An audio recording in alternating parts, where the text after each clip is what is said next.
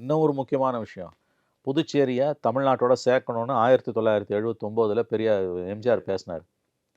பெரிய கலவரம் வெடிச்சது. புதுச்சேரி 2 நாள் எரிஞ்சுது. இந்த பக்கமே முடியல. அதுக்கு பிறகு புதுச்சேரி பாலிடிக்ஸ்ல பேசுறதே எம்ஜிஆர் குறைச்சுக்கிட்டாரு. இந்த எந்த டீட்டெயிலும் தெரியாம, எந்த விஷயமும் இல்லாம, யாரோ எழுதி குடுத்தத அங்க வந்து அப்படியே எடுத்து படிச்சுட்டு போறாரு அவரு. அந்த படிக்கிறத வூட்ல படிச்சுட்டு வந்து இங்க படிச்சா கூட சிலதெல்லாம் புரியும் அவருக்கு. ஸோ கிரிப் இல்ல சப்ஜெக்ட்ல. யாரோ எழுதுறாங்க ஸ்பீச்சுன்னு தெரியுதுங்க. அவங்க விஷய ஞானம் இல்லாதவங்கன்றது ரொம்ப நல்லா தெரியுது நமக்கு. அர்ச்சனா பட்நாயக் எழுதின கடிதத்த கொண்டு போய் த தமிழ்நாடு தேர்தல் ஆணையத்தில கோயம்பேடுல குடுத்தாங்க தெரியுமா? இந்த கத தான். வடபழனியில கொண்டு போய் குடுத்தாங்க. வடபழனியில, கோயம்பேடுலயும். இது அப்புறம் என்ன உங்களுக்கு வந்து அப்போ என்ஆர் காங்கிரஸ பார்த்து தமிழ்நாடு கத்துக்கணும், ஸ்டாலின் கத்துக்கணுன்றாரு. என்ன கத்துக்கணும் அவர்ட்டருந்து? உங்களுக்கு அனுமதி குடுத்தா அத கத்துக்க வேண்டிய விஷயமா அது? அந்த போலீஸ் யார் கண்ட்ரோல்ல இருக்கு? உள்துறை அமைச்சர் யாரு? நமச்சிவாயம். அல்லது இவரு பிஜேபியோட போறதுக்கு முன்னோட்டமா இது? தெரிஞ்சே தான் பேசுறாரா?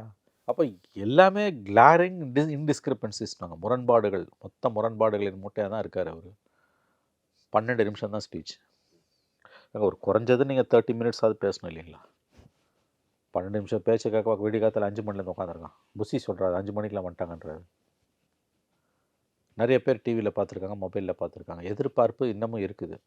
எதிர்பார்ப்பை நிறைவேற்றக்கூடிய அளவுக்கு விஜய் வளரவில்லை என்பதுதான் துரதிர்ஷ்டவசமான உண்மை.